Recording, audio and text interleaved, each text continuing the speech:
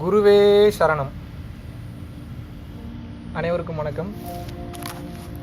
இன்றைக்கி நம்ம எந்த விஷயத்தை பற்றி பார்க்க போகிறோன்னா, எல்லோரும் இந்த கர்மா கர்மா கர்மா கர்மான்றாங்களே, கர்மானா என்னங்க? பல பேர்த்துக்கு இந்த டவுட் இருக்குது.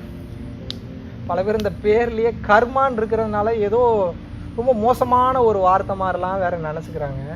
கர்மானா என்ன அப்படின்றத பற்றி டீட்டெயில்டாக இன்றைக்கி நம்ம தெரிஞ்சுப்போம். கர்மானா ஒன்றுமே இல்லைங்க. உங்களுடைய மனதில், ஆழ்மனதில் ஸ்டோர் ஆகிருக்கு பார்த்தீங்களா, சில டேட்டாஸ், எண்ணப்பதிவுகள். அந்த எண்ணப்பதிவுகளுக்கு பேர் தான் கர்மா. நல்லா கவனிங்க இந்த மேட்டரை. ஏன் அதை கர்மா அப்படின்னு சொல்கிறோம் அப்படின்னா, உங்களுக்கு நான் இது ரொம்ப பெரிய டாப்பிக்கு. உங்களுக்கு ஒரே ஒரு எக்ஸாம்பிள் கொடுக்குறேன். இந்த ஒரு எக்ஸாம்பிளை வச்சு நீங்கள் எதை வேணாலும் கனெக்ட் பண்ணுங்கள், எல்லாம் புரிஞ்சிடும் உங்களுக்கு. இப்போது நான் உட்காந்துக்கிட்டு இருக்கேன். என்கிட்ட என் அக்கௌண்ட்டில் ஒரு 100 கோடி ரூபா பணம் இருக்குதுன்னு வச்சுப்போம். நல்லா கவனிங்க. நான் உட்காந்துக்கிட்டு இருக்கேன். என் அக்கௌண்ட்டில் ஒரு 100 கோடி ரூபா பணம் இருக்குது. என் தம்பி வரான் என்கிட்ட. என் தம்பி வந்து என்கிட்ட கேட்குறான், அண்ணா எனக்கு இந்த மாதிரி ஒரு பிஸ்னஸ் ஒன்று பண்ண போகிறேன். எனக்கு அதுக்கு ஒரு பிஸ்னஸ்க்கு எனக்கு ஒரு 100 கோடி ரூபா பணம் தேவைப்படுதுன்னா, நீங்கள் என்ன பண்ணுறீங்கன்னா, எனக்கு ஒரு 100 கோடி ரூபா ஒரு மாதத்துக்கு கைமாத்தா கொடுங்க. அந்த பிஸ்னஸ் நான் ரொட்டேஷன் பண்ணிவிட்டு அதுக்கப்புறம் உங்களுக்கு அந்த 100 கோடி நான் திருப்பி கொடுத்துறேன்றான். நான் என்ன பண்ணுறேன், சரி தம்பி வா, உனக்கு பேங்க்கில் போய் நான் எடுத்துறேன் அப்படின்னு சொல்லி அவனை கூப்பிட்டு காரில் போய்கிட்டே இருக்கிறேன். காரில் போயிட்டு இருக்கும்போது ஒரு ஆக்சிடென்ட் ஒன்று ஆகுது. ஆக்சிடென்ட் ஆகுறதுல நான் போய் ஹாஸ்பிட்டலில் படுக்கிறேன். ஹாஸ்பிட்டலில் படுத்தோடனே ஆப்ரேஷன்லாம் என் தம்பி சேஃப் ஆகிட்டா, நான் மாட்டிக்கிட்டேன்னு வச்சுப்போம். ஒரு எக்ஸாம்பிளுக்கு தான் சொல்கிறேன். இப்போ என்ன ஆகுது, ஆப்ரேஷன் முடிஞ்சோடனே தான் தெரிய வருது, எனக்கு பழைய ஞாபகங்கள் எதுவுமே இல்லை, நான் மறந்துடுறேன்.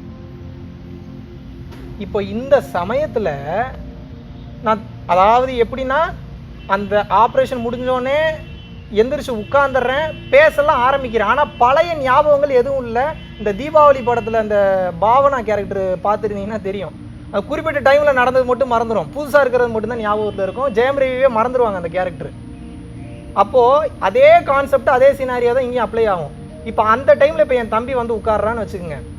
என் தம்பி வந்து உட்கார்ந்தோடனே, டே இந்த மாதிரி இப்போ நான் உயிரோடு இருக்குன்றதை அவனுக்கு தெரிஞ்சிருச்சு. இப்போ அவனுக்கு 100 கோடி இப்போ அடுத்து தேவைப்பட்டு அது என்கிட்ட வந்து கேட்குறான். இப்போ என்னோட எண்ண பதிவில் இவ்வளோ நாள் நான் பிறந்ததுலேருந்து இப்போ வரைக்கும் நடந்த எல்லா விஷயமும் மறந்து போச்சு. இப்போ நான் ஃப்ரெஷ்ஷாக இருக்கேன். இப்போ அவன் என்கிட்ட வந்து 100 கோடி ரூபா கொடுன்னு அவன் கேட்குறான்னு வச்சுக்கோங்க. முதல்ல 100 கோடினா என்னன்னே எனக்கு தெரியாது. அடுத்து நான் யாருன்னே எனக்கு தெரியாது. அப்படியே நான் யார், 100 கோடி யாருன்னு தெரியலனாலும் முதல்ல எந்த பேங்க்கில் பணம் போட்டேன்னு எனக்கு தெரியாது. என் கையெழுத்தே எனக்கு மறந்து போயிடும். இப்படி இருக்கும்போது நான் எப்படி அந்த 100 கோடியை எடுத்து அவனுக்கு கொடுக்கறது? நல்லா கவனிங்க இந்த இடத்துல. அப்போது இவனுக்கு இந்த 100 கோடி தேவை என்றால் நான் என்ன செய்ய வேண்டும்? அந்த பேங்க்குக்கு போய் செல்ஃப் செக் சைன் பண்ணி இது நான் தான் ப்ரூவ் பண்ணி கொடுத்தா அந்த 100 கோடி ரூபா பணம் வரும் எனக்கு, சரிங்களா? ஆனால் இப்போ நான் யாருன்ற அந்த எண்ணப்பதிவே என்கிட்ட இல்லை, உள்ளுக்குள்ளே எந்த டேட்டாஸும் இல்லை, எரேஸ் ஆகிடுச்சு. அப்படி இருக்கிறப்ப நான் யாருன்னே தெரியாதப்ப நான் எங்கே பேங்க்குக்கு போகிறது, என் கையெழுத்து எப்படி போகிறது, எப்படி நான் 100 கோடி ரூபாய் வாங்குறது? இதனால தான் சொல்கிறேன், உங்களுடைய ஒவ்வொரு செயலின் பின்னாலும் ஒரு எண்ணப்பதிவு இருக்குது. அந்த எண்ணப்பதிவுக்கு தகுந்த மாதிரி தான் நீங்கள் செயல்படுவீங்க. நான் ஒரு டைரக்டரு அப்படின்ற எண்ணப்பதிவு எனக்குள்ளே இருந்ததுனா தான் என்னுடைய சிந்தனைகளும் செயல்களும் டைரக்டர் சார்ந்தே இருக்கும். நான் ஒரு ஆசாரி அப்படின்ற ஒரு எண்ணப்பதிவு எனக்குள்ளே இருக்குன்னா ஆசாரியும் அந்த தொழிலுக்கு தகுந்த விஷயமாகவே இருக்கும். இதுவே நான் ஒரு திருடன்னு வச்சுக்கோங்க, என்னுடைய ஆக்டிவிட்டீஸ், என்னோடய செயல்பாடுகள் அனைத்துமே ஒரு திருடன் என்ன பண்ணுவானோ, ஒரு திருடனோட மென்டாலிட்டியில் என்ன ஓடுமோ, ஒரு திருடனோட ஆக்டிவிட்டீஸ் எப்படி ஓடுமோ அப்படி ஓடும். இப்போ அந்த திருடனை அப்படியே கூட்டு வந்து அவனுடைய எண்ணப்பதிவுகளை மொத்தத்தையும் நீங்கள் வெளியில் எடுத்துகிட்டு இப்போ அவனை நடக்க விட்டு பாருங்கள். நீங்கள் அவன் திருடன்றதே மறந்துடும். அதுக்கப்புறம் நீங்கள் புதுசாக எந்த டேட்டா போட்டாலும் அந்த டேட்டாவுக்கு தகுந்த மாதிரி அவன் செயல்படுவான். புதுசாக பார்க்குறது, புதுசாக கேட்குறது, புதுசாக கிரகிக்கிறதுக்கு தகுந்த மாதிரி செயல்படுவான். இதுக்கு பேர் தாங்க கர்மா. என்ன எண்ணப்பதிவுகள் ஸ்டோர் ஆகிருக்கோ அந்த எண்ணப்பதிவுகளுக்கு தகுந்த மாதிரி உங்களோட ஆக்டிவிட்டீஸ் நடக்கும். அந்த கர்மா அப்படின்றது அந்த எண்ணப்பதிவுகள் தான். அந்த கர்மாவினால் நடக்கக்கூடிய அந்த ஆக்டிவிட்டீஸ் இருக்குது பார்த்தீங்களா, இதுக்கு பேர் தான் கர்ம வினைகள் அப்படின்னு நம்ம சொல்கிறோம். புரிஞ்சிருக்கும்னு நினைக்கிறேன். நல்லா கவனிங்க, மறுபடியும் சொல்கிறேன்.